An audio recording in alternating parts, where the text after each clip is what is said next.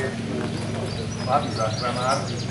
Organizujeme samozrejme spoluprácu s odborom školstva, mládeže a športu Nitrianskeho samosprávneho kraja. Nebudem vám dlho rozprávať, chcem vás poprosiť, aby ste bojovali čestne, aby sa vám tu dobre bežalo, odpovedalo, strieľalo a hádzalo. A pani doktorky Žáčikovej odozdám slovo, poviem vám niekoľko organizačných a ešte nás čaká predtým dosť dôležitý sľub. Ale niektorí z vás počkite asi to. Tak dáme najprv sľub rozhodcov.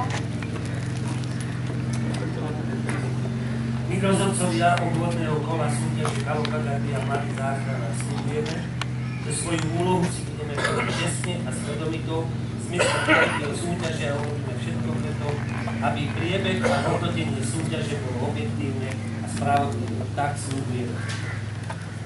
Teraz poprosím žiačku zo strednej odbornej školy Stopolčian, aby nám prečítala sľub. Súťažiaci.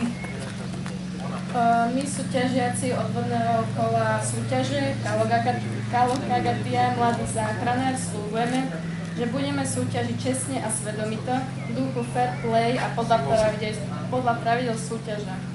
Tak sľubujeme. Ostatní. Sľubujeme. Ďakujem.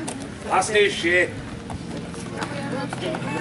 Takže ja sa strašne teším, že sa nám podarilo zorganizovať 16. ročník tejto našej súťaže stredných škôl a teda, že máme podporu aj nášho pána predsedu, od ktorého vám odozdávam srdečné pozdravy a ktorému pracovné povinnosti nedovolili nám byť nemôže byť medzi nami.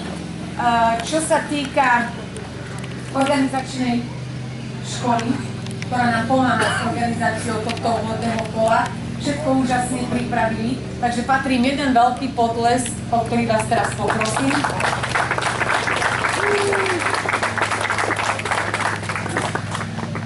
A teraz k takým organizačným veciam. Čo sa týka veciek, nachádzajú sa vo vnútri, takisto aj v blízkosti šatní, takže určite si to už našli. Ešte by som vás chcela veľmi pekne poprosiť, máme tu všade rozmiestnené vrecia na odpad, takže aby sme nenachádzali odpadky, kade skúsi zahodiť do týchto vriec. Tiež by som vás chcela upozorniť, keby sa vám niekomu stalo niečo, teda že sa poškriete alebo sa vám stala nejaká popálenina, tak na stanovišti prvej pomoci, viac menej to tak ako keby v strede, takže máte to všetci tak blízko z jednotlivých stanovišť, tak tam vás ošetria, je tam pani zdravotníčka, ktorá vám je k dispozícii. Ale teda želám vám, aby ste túto zdravotnú službu nepotrebovali, aby sa vám dnes darilo, ale ešte skôr, než teda toto otvorenie vyhlásime za ukončené, ja dám slovo ešte pánovi zástupcovi, ktorý nám povie pár slov k útrati a k jednotlivým stanovištiam. Teraz vám poviem inštrukcie, ako budete bežať, pretože od rozhodcov sa nič nedozviete, ani vám nič nepovedia a keď sa pomýlite, tak sa diskvalifikujete.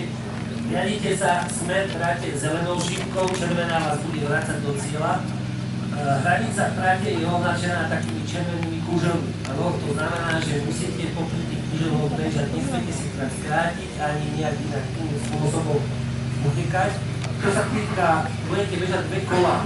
Dostávate sa na stanovište prvé, to je streľba zo vzduchovky, potom sa dostanete na stanovište 2A a 2B.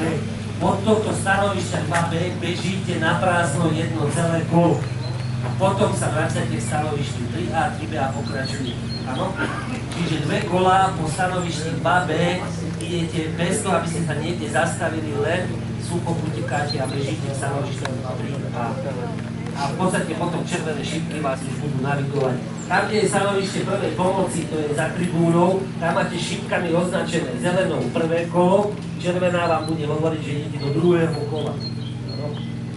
A potom už sa vlastne vraciate cez prvú pomoc stanovišťam 6A, 6B je posledné. Chcete sa niečo opýtať k tomuto? Ja vám to jasné, áno? Ďakujem. A ešte teda by som chcela poukázať na takú skutočnosť, že náhradník, ktorý prišlo niekomu zle a náhradník ho môže nahradiť ešte skôr, ako začnete súťažiť. Že nemôže to byť počas pretekov. a tiež by sme chceli poprosiť pánov učiteľov, aby nám nestupovali so súťažiacimi na trať, čiže fotografka je tu k dispozícii, fotografie vám zašleme na jednotlivé školy, čiže nie je potrebné, aby ste vy vôbec vstupovali na trať a teda išli s vašimi súťažiacimi. A to je asi všetko. No, ja ešte by som povedal, že musíte všetci dobehnúť a čas sa meria poslednému, áno, teda ten dobehnúť. My sa tak vzájomne doplňame, dobre, a ešte mne napadla myšlienka. Kapitán musí odchádzať posledný zo stanovišťa a berie si kartičku. Tú kartičku dostanete, keď pôjdete na štart, pán klient vám ju odovzdá a s touto kartičkou bežíte po všetkých stanovišťach. Kapitán je za ňu zodpovedný. Čiže keď aj ostatní dobiehajú alebo si nadbiehajú, ale kapitán musí zostať na tom stanovišti a zobrať si tú kartičku. Nemôže sa stať, že prídete na stanovište a kapitán začne odpovedať. To sa nedá. Proste musíte byť všetci na stanovišti a až tedy začínate odpovedať. Dobre? No tak nie. Takže všetkým vám prajeme veľa šťastia, nech sa vám darí a najlepšie nech vydá. Pekný deň.